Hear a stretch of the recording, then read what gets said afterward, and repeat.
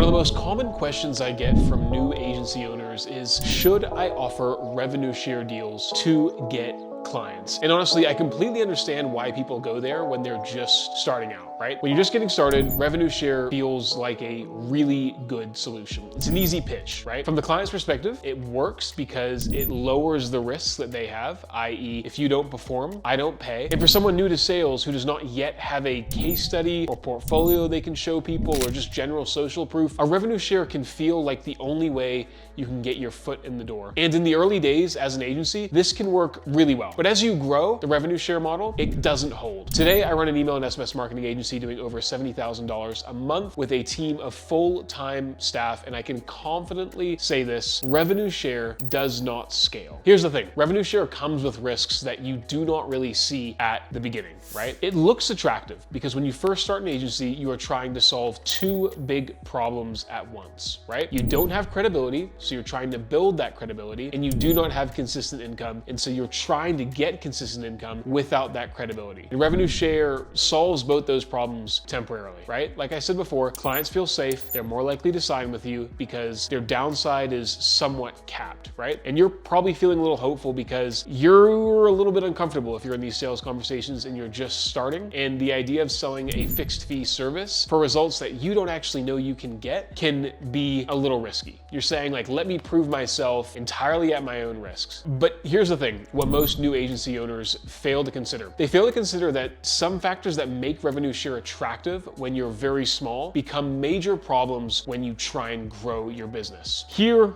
are those problems, all right? Problem number one, predicting revenue becomes nearly impossible, right? The biggest operational issue with revenue share is that it destroys financial predictability. If you're selling retainers, you can confidently predict how much revenue you're gonna make from one client from 1 month to the next. When you charge retainers or fixed scope, you can forecast your business and you can forecast who you wanna hire in the future. You know how many clients you're gonna need to hire a new staff member to invest in a new system. With revenue share, your cash flow becomes directly tied to variables, especially as an agency, that you're not entirely in control of, right? For example, you do not control the quality of the client's product. You don't control their inventory levels, their paid ad spend. Maybe you do if you're a paid advertising agency, but if you're a paid advertising agency, you probably don't control the middle of funnel like I do with an email and SMS marketing agency. But as an email marketing agency, I don't control the top of funnel. And so all of a sudden, my revenue share and the profit that I can kind of gain from this client is so varied according to factors that are completely out of my control, right? Things like shipping reliability, their support experience, all that stuff. You're responsible for marketing performance, right? But your results are not necessarily isolated to the medium that you're working in, right? If their supply chain breaks down, you're kind of fucked, right? And so the forecasting element becomes almost impossible, right? You can't hire because you don't know how much revenue you're gonna get. You don't know if you're gonna be able to invest in this new system next month, and it causes like a bunch of stress as well. On top of that, you know, to run an agency that scales, you need to be able to standardize your business and predictably grow it, right? So that means clear packages, defined deliverables, predictable margins, and repeatable hiring to then support for that increase in work that you eventually get. Really quickly, sorry to interrupt the video. I just wanted to tell you something really cool that we've started doing with Inbox. I've actually created a school community where I teach you anything and everything I know about email and SMS marketing, from really advanced campaign strategies to how to simply set up your Klaviyo account, all the way to building really, really cool automations for the back end of your e-commerce store. Whether you're a business owner trying to learn how to do email marketing or an email marketer trying to learn how to become a better email marketer, there is a link in the description to this school community where I teach you everything I know.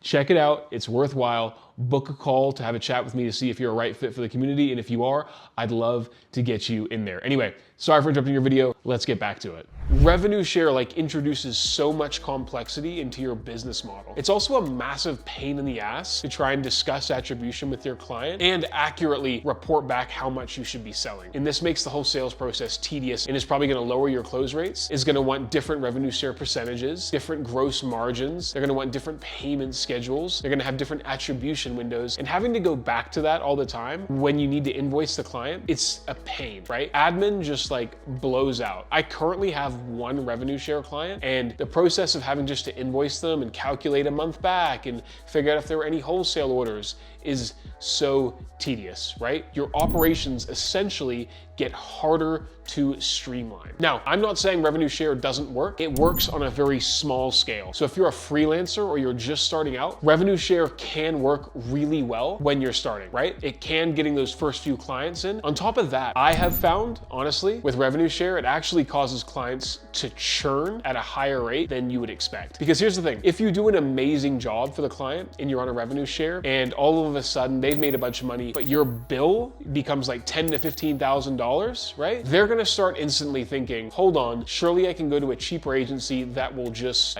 give me a standardized package and do the exact same thing, or surely I can just hire somebody in-house, right? If they're paying you like 10 grand a month for something that somebody who they could hire could do, they're gonna do that. And so I've found revenue share actually can cause a bit of resentment between the client and you, right? Because the client compares their revenue share payment to what competitors might charge, as well as the opportunity cost of hiring somebody different, right? They move on because your work worked, right? Your success inflates your own exit risk. It's crazy, but it's this weird paradox, and it just becomes a source of contention.